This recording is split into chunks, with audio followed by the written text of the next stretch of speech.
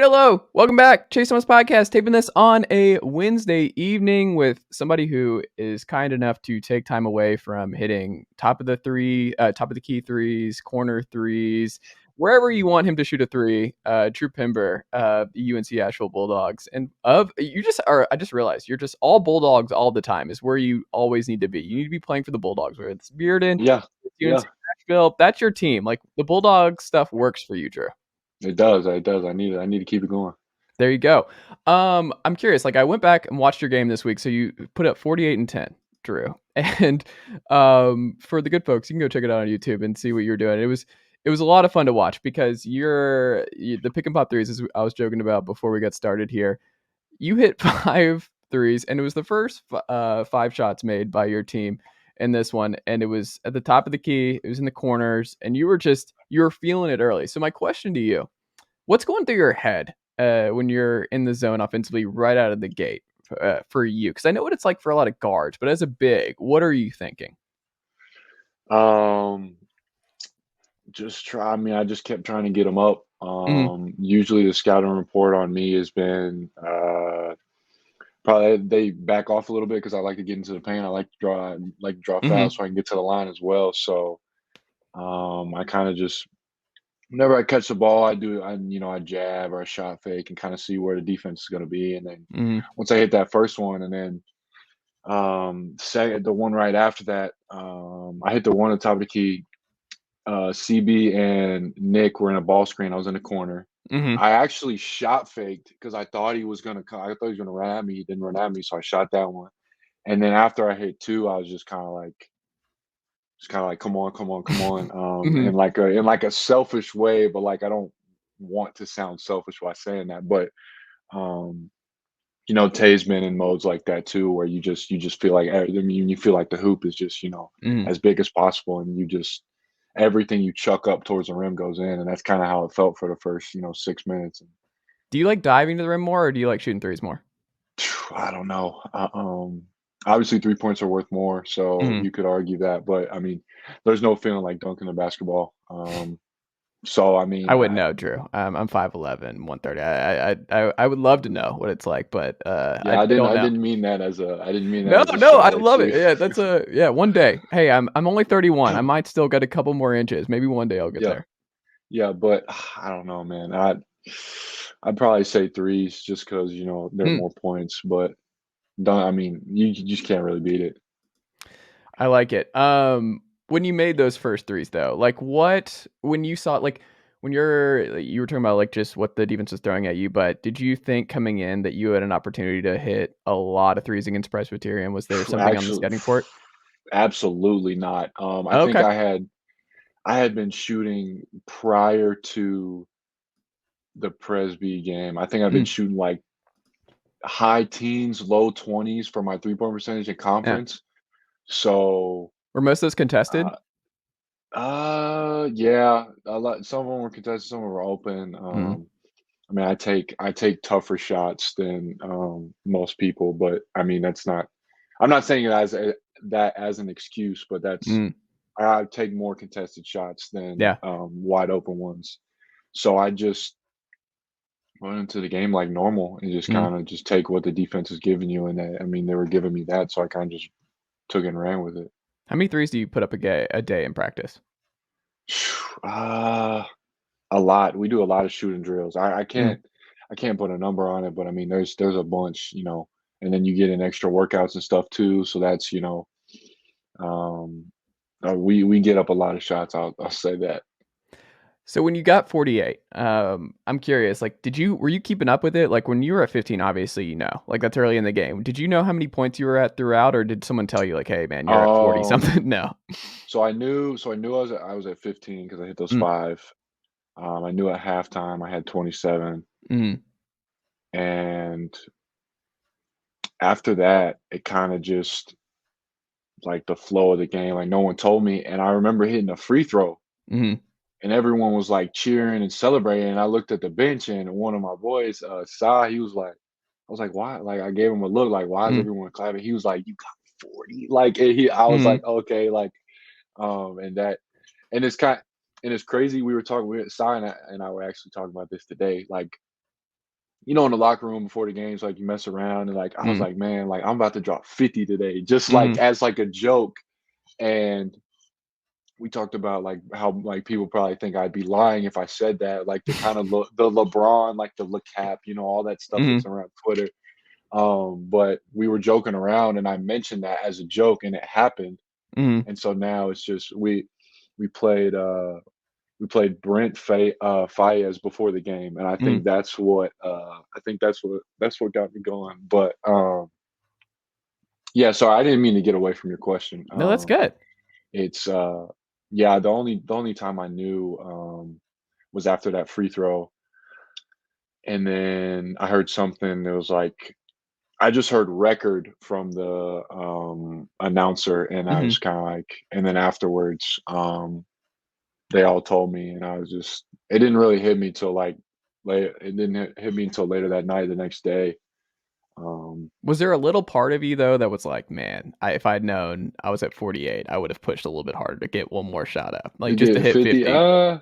I mean, yeah, they fouled us at the end of the game. CB went to the Mm, line a couple times. I mean, I don't really, I mean, would it be nice to have 50? Yeah, because it's gonna be, extremely hard for me to get that milestone again. I don't know, man. You got a lot. You still got a lot of season left. Nah, yeah, but I don't know.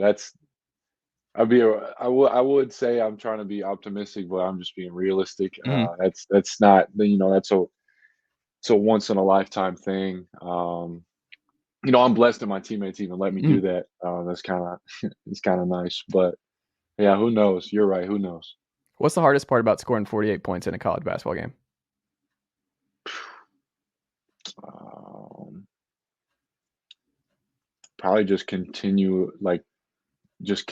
to make shots Mm, because I don't, and also get to the line because I don't. I mean, I don't score 48 if I don't get to the line. I think I mhm, was 12 for 13, I believe. It's like I don't get to the line if, I mean, it's also too like I wanted to win the game. It wasn't like I was just going out of my way to like yeah. score, that many points, and because Yeah, it was all in the flow of the how, game. yeah, like how gut wrenching would it be if we go into the locker room afterwards and like I dropped 48 and we lose? So Yeah. it's like that was never like my goal was to just, ball hog or anything like that. It Mhm. just happened in the flow of our offense. I'm thankful that my teammates don't get jealous or get entitled. Like they don't have like any entitlement. Like, oh, I'm supposed to be taking them. They just kind of just let it Mm, happen. And the next game, just let it happen with Tay. Like yeah. I just like we just, and that just shows how how deep we are as a team. And we've had games where Nick's had 20. We've had games where Doc's had 20. Like it's not like we just have. It's just me that can score the rock. Like Mhm. we've got a lot of tools, and I think that's one of the things that makes us a really good team. I like it. Are you more of a corner three guy or a top of the three key Uh, guy? top of the key. I was Really? actually so. I see you're wearing a Tennessee hat. Yeah. Jordan Bowden. Yeah. So after the game, he watched the highlights and he texted me because we play pickup whenever we go back home, and he was Mm, like, "There's no way they're just letting you shoot like catch and shoot top of key threes." I was like, "Bro, like that's how they guard me. I can't. mm. I don't know their scout report." So top of the key is definitely my favorite shot. It's probably you could argue it's probably one of the easiest shots in basketball. Hmm. What do you think's the hardest? I'd probably say a corner three too, Really? just because I mean you got the backboard, Mm. and so if you're off in the slightest, you hit the side of the backboard. I mean it's pretty embarrassing. But I probably would say corner three is probably the hardest shot. I like it. Where have you gotten more versatile as a scorer this year than where you were a year ago? I'd probably say the face-up game. Hmm. I've developed a little bit of that. Last year I was a lot of back to basket, Mm. seeing a lot of double teams. I still see a lot of double teams, but now if I catch it and I face up, I can kind of see the court and see where they're doubling and just get off the ball really quick, and then we pop it around to shooters. And um, Is that hard to my learn? turn, no, not really. I mean, I like to think I have a pretty high basketball IQ, so it's not difficult for me to understand like where the help's coming from, like Mm. what. And I mean, I watch film with the coaches too, so they all show me like, when you do this, like there's three people guarding you, there's four people guarding you, Mhm. there's two people. So it's just, and it also helps with my height. I mean, I'm 6'11", I can see over Yeah. everyone. so that kind of helps. And then I've got other guys that have, the same IQ as me in terms of like one more passing, pass fake drive, knife it, anything like that. So it's not. I wouldn't say it's really that difficult to adapt to double teams and things like that. So I'd probably say facing up has been one of the biggest improvements. Where can you still grow as a player this year? Man, a lot of areas. Turnovers are a big one. Obviously, need to get stronger, faster. I need to weigh more, which is hard to do during the season. So that's kind of an all-season thing. During the Mhm. season would probably be turnovers. Um, just getting guys shots. I mean, I've missed Nick's. I feel bad because Nick and Amadou, they do so much for us, and like there have been so many times I've watched on film where I see two, and then they're wide open in the paint, and I'll put it Mm. on the rim, and it's either a bucket or it's considered a bad shot. So Yeah. I need to get guys involved more, and I don't think I've been like egregiously selfish or like I've been like been overshooting or anything like that. But which they've allowed me to embrace the role that I have. So in order for us to continue what you're doing, there's not really like, oh, I need to change this or change that. Just keep doing what we're doing, pretty much. How does the scheme that you're playing in UNC Asheville benefit you the most? Why do you enjoy playing in this scheme? I mean, it's a 5 out. Mm. I mean, we press, we push the ball. Coach Merrill lets me bring it up. Yeah, it's very modernized. Mm. It's very we shoot a lot of threes, Yeah. and I mean, like we play through me, like, and what kid wouldn't want to be in that role? So Mm. it's nice to have that because in Tennessee I didn't really get a lot of time, and Yeah. which I learned a lot being there, which a lot of people don't really necessarily understand is like the work ethic, the X's and O's, the Mm. extra film, like all that stuff I learned at Tennessee. So when I came here, You're more I was ready. a I was able to, take everything with a grain of salt and just move on and just completely, change, I guess, people's perspective of me, and just end up just being a hooper, man. And I'm really blessed that the coaching staff and my teammates welcome me with open arms, and that it's been beneficial for both parties. What's been the biggest change for you going from UT to UNC Asheville? Um, I'd probably say just ball, man. Hmm. The city's a similar, like Not far. You're an hour and a half Asheville's. down the road. No, yeah, yeah, it's not far at all. It's a pretty relaxed city. Hmm. It's pretty calm. It's not, the climate's the same, the weather's the Are you same. a hiker? Nah, I'm not. I'm not. I don't get out. I don't get out much. Okay. No We did. hiking. We Okay. we did go. We did go on a team hike in the summer. That was Uh huh. an experience. I won't say I won't go, but it's just not. It's not your It's not thing. my. It's not my cup of tea. Did you go to the minor league baseball? Have you been to that before? I'm not. Okay. So you got I'm to get not. out more in Asheville, man. It's pretty Yeah, town, pretty city. clearly. Yeah. No, I've been downtown. I've been in a couple Yeah. like food spots, but A I lot of haven't good really. restaurants in Asheville. Yeah. Oh man. What's your But I favorite? haven't really. I like Rockies, man. Okay. Rockies Hot Chicken Shack. Yeah. It's real. I mean, it's probably I go there with my dad almost, after every game, Hmm. on Saturdays and stuff. It's really good. It's definitely, my favorite spot. Was your dad at the game for the 48-point game? Yeah, it was my mom and my dad. Yeah, Okay. What'd they say? my si- Did I they know? believe Yeah. How was that for you? Like after the game, were they like, we were doing this. We were doing 5-0. We were doing 5-0. We were chanting in the back. yeah, You I didn't see us. didn't. We were trying I to tell you try. you were close. you know, I um my parents already say too much. My dad, I can every once in a while I can hear my dad, and I just want to just turn and just be like, but So it's they just get my into dad. it. Oh man, yeah, my dad used to coach me, so Mhm. he's all into it. But I mean, they're just loving parents, man. I mean, Mhm. they're just passionate about me. I don't blame them. I don't tell them what to do and what not to do. They kind of know when they're crossing the line. But they're just proud of me, like any parent There you would. go. I like it. We'll end on this. Your game day routine. What's your game day routine usually like, Drew? Go to class, Mm. eat. What are you Like a eating? treat. Like, what's your game day meal like?